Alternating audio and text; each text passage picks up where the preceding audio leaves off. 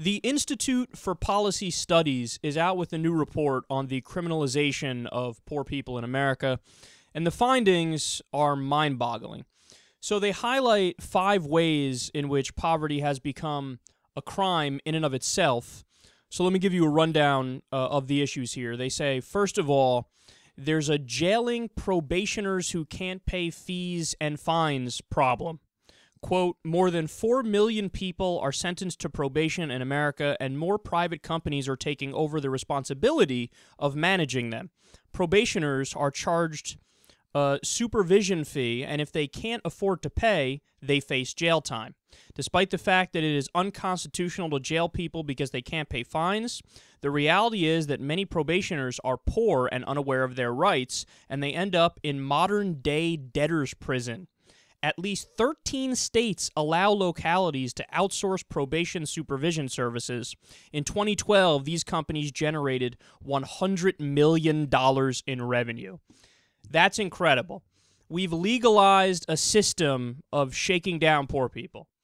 We've legalized a system of privatized probation officers, which are really not even probation officers, and they end up throwing these poor people in makeshift debtors' prisons.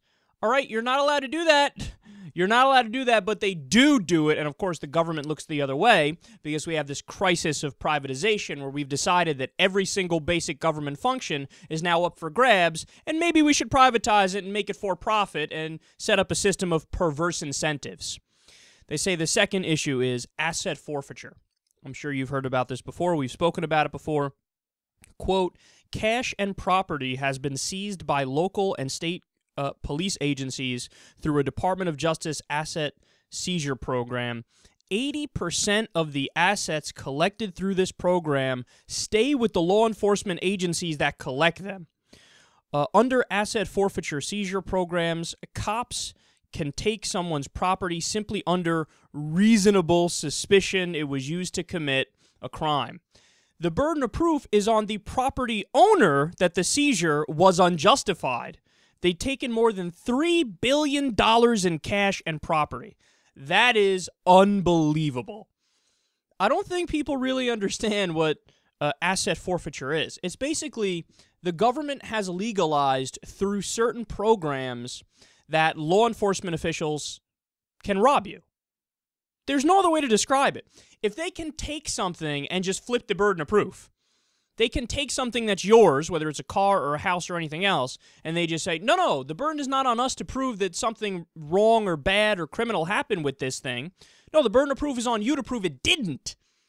Well, if you flip the burden of proof like that, and you have some officers who are unscrupulous, and of course we know that they exist, well then what kind of, oversight or safety systems are set up to make sure that there's not wanton abuse in this system? And of course, it's not set up. So what we have is a system where $3 billion in cash and property has been seized. That's incredible. This, to me, is like the most obviously illegal thing you can imagine. You basically set up a system where the law enforcement class is above the law. Because, again, you're saying to them, you don't have to prove anything. Just say, I suspect, I have a reasonable suspicion that this thing was used in a crime, this car, this house, whatever. Now it's mine, and now you have to try to get it back. And, of course, what happens is oftentimes they only use this against poor people. Again, poor people don't really know their rights, or they don't have the money to get a lawyer to go through the process. And 80% of the time, the seized property does not go back to the owner. And we don't even know what percentage of the time that they seize something, it's actually the case that, there was criminal activity going on, and they seized it, and they were just in doing so. We don't know the percentages on that. But we do know of many anecdotal cases on the other side of that. We covered one from CNN reported on one. They did a great report a while ago where it was like a kid who was in his teens bought drugs or something, so they seized his parents' house. The parents were like, what? How can you do that? They did it. So it's incredible, and it's an insane program that I think if more Americans knew about, there would be more outrage over.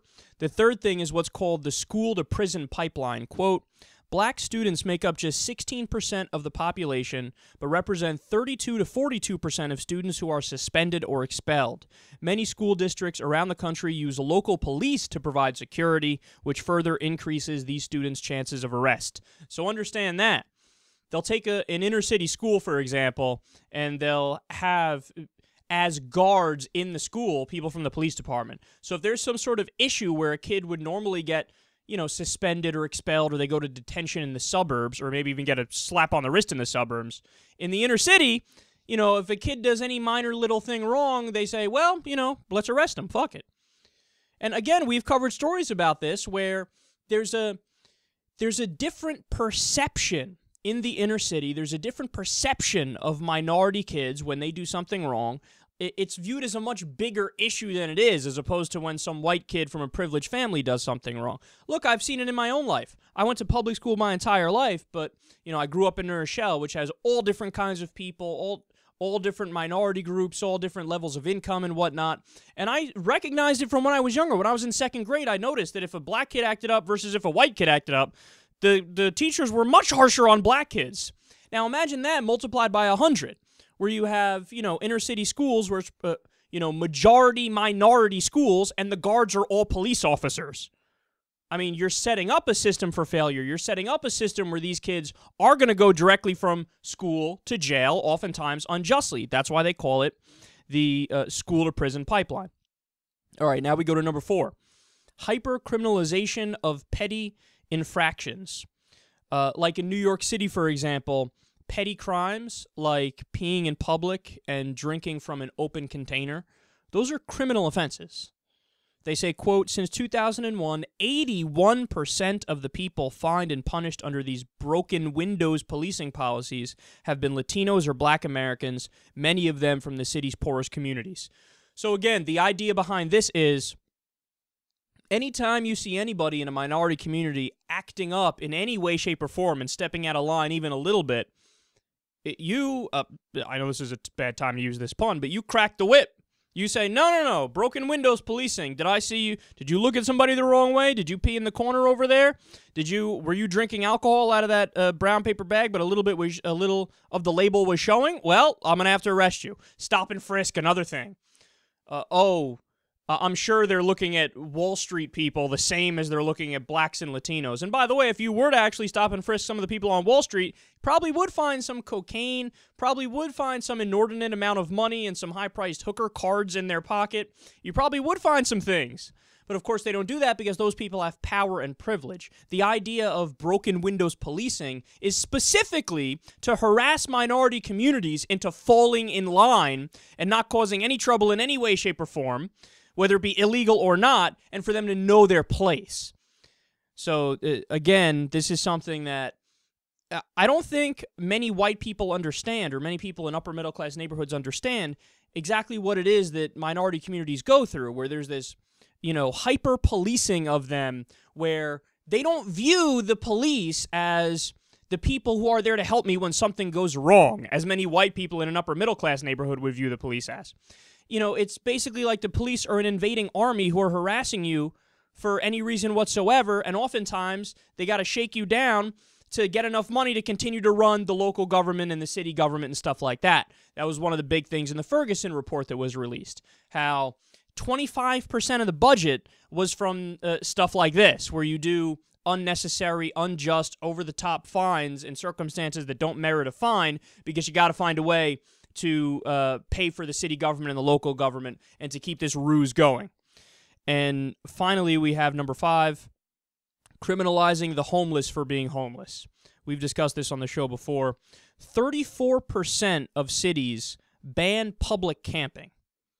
And they do that because they just don't want any poor people anywhere near their area.